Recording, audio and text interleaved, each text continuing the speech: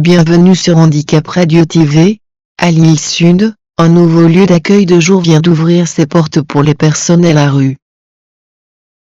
Porté par l'association Abeuge Solidarité, ce nouvel espace a été pensé dès le départ avec celles et ceux qui vivent la précarité au quotidien. L'objectif est clair, proposer bien plus qu'un simple lieu de passage, offrir un espace digne, utile, humain, où l'on peut se poser, se soigner, manger, se laver et surtout être écouté. Le nouvel accueil de jour a ouvert début décembre, rue du Foire à Chaux, à quelques minutes de la station de métro Lille Sud. Il remplace l'ancien site devenu trop petit et inadapté face à l'augmentation constante des besoins. Ici, les volumes sont plus larges, la circulation fluide, l'ambiance volontairement apaisante. Le lieu est ouvert 7 jours sur 7 et peut accueillir entre 200 et 300 personnes par jour, un chiffre qui témoigne de l'ampleur de la précarité dans la métropole lilloise.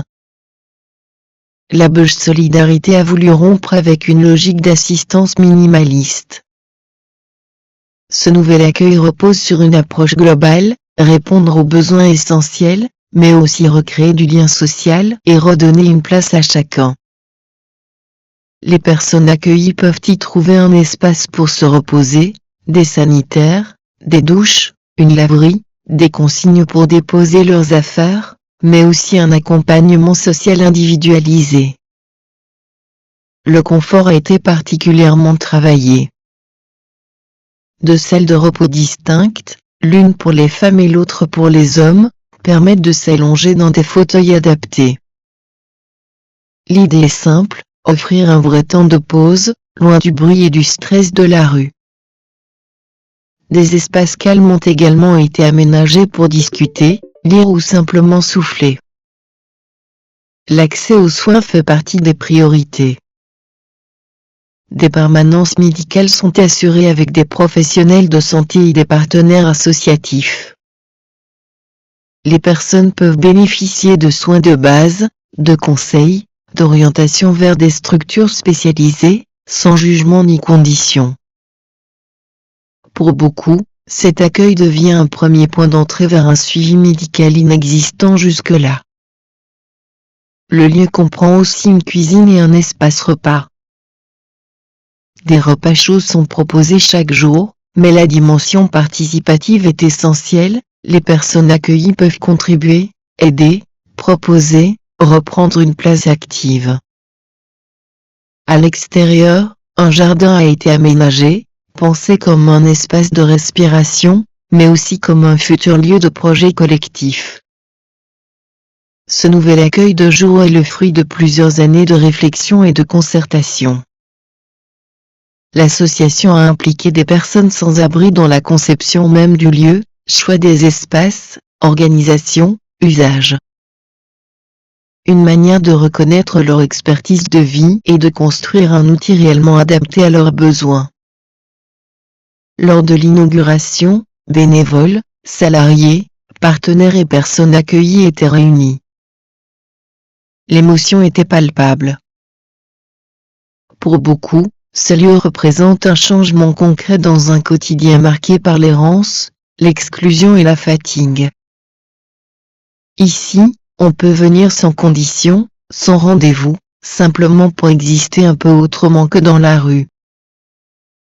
L'Abeuge Solidarité rappelle que cet accueil de jour n'est pas une solution miracle face au sans-abrisme, mais un maillon essentiel.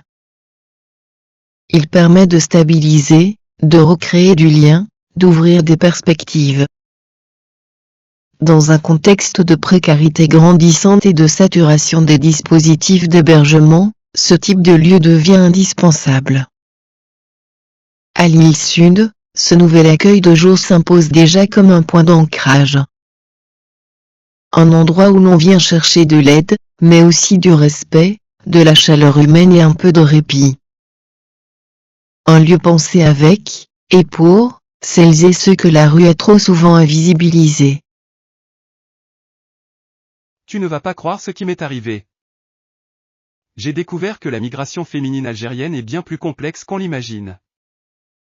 Ce n'est pas juste une question d'argent ou d'emploi, loin de là. Ah bon? Raconte-moi ça, je croyais que c'était surtout économique. Qu'est-ce qui est différent alors? En fait, les femmes partent aussi pour chercher leur autonomie personnelle, pour s'éloigner de normes sociales très contraignantes.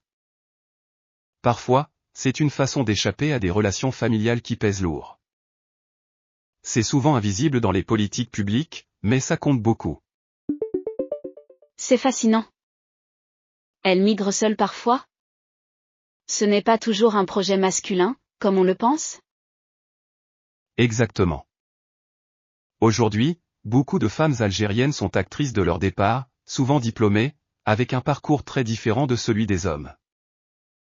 Elles partent dans des projets individuels assumés, ce qui rompt avec les modèles traditionnels. Je vois. Leur niveau d'instruction joue un rôle important alors? Ça doit avoir un impact fort sur l'Algérie, non? Oui, c'est une véritable fuite des cerveaux féminins. Beaucoup de femmes compétentes dans la santé, l'éducation ou la recherche quittent le pays parce qu'elles ne trouvent pas de débouchés à la hauteur de leurs attentes. Cette réalité est encore peu documentée mais lourde de conséquences. C'est triste et compliqué. Et sur le plan familial, comment ça se passe? La migration féminine bouleverse les familles. Les femmes deviennent souvent des piliers économiques pour leurs proches restés au pays. Ça inverse les rapports classiques de dépendance. Pourtant, cette réalité est rarement reconnue publiquement. Je comprends mieux pourquoi les raisons de leur départ sont si difficiles à cerner. Derrière chaque femme, il y a une histoire personnelle complexe. Ça dépasse les statistiques froides. Oui, c'est un vrai mystère. Et surtout, les politiques migratoires n'intègrent pas assez cette dimension féminine. Les femmes sont traitées comme secondaires, alors qu'elles sont au cœur des dynamiques actuelles. Il faudrait vraiment écouter ces femmes, alors. Pour comprendre que leur départ signe un malaise social profond qui ne se résout pas qu'avec des mesures économiques. Merci de m'avoir ouvert les yeux sur tout ça. Avec plaisir. C'est essentiel d'en parler. Voilà une histoire qui mérite qu'on écoute vraiment ces voix-là.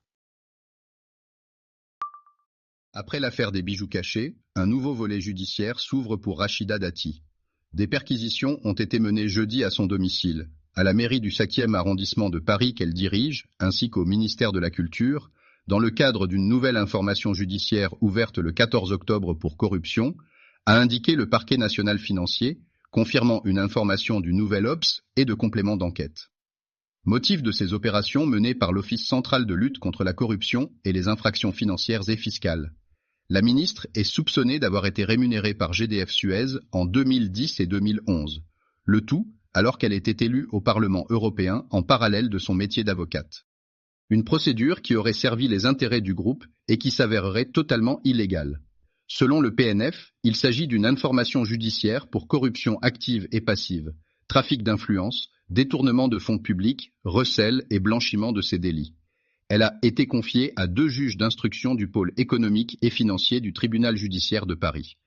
Selon une émission de complément d'enquête diffusée en juin, celle qui est lancée à la conquête de la mairie de Paris aurait ainsi perçu 299 000 € d'honoraires de GDF Suez.